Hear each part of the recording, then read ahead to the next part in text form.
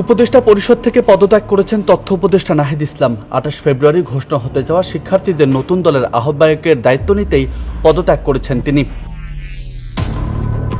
মঙ্গলবার দুপুর 2টার দিকে উপদেষ্টা নাহিদ পদত্যাগ করেছেন নিশ্চিত করে সংবাদ প্রকাশ করে দেশীয় গণমাধ্যম প্রথম আলো ও যমুনা টিভি।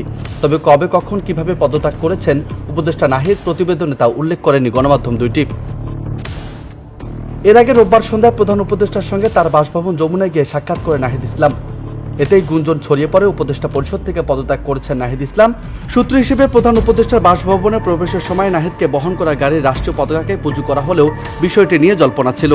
যদিও পরে এই বিষয়টি নিজের গণমাধ্যমকে চূড়ান্ত করেছিলেন নাহিদ ইসলাম, জানিয়েছিলেন এখনো পদত্যাগ করেননি তিনি। নিউজ ডেস্ক, বার্তা 24।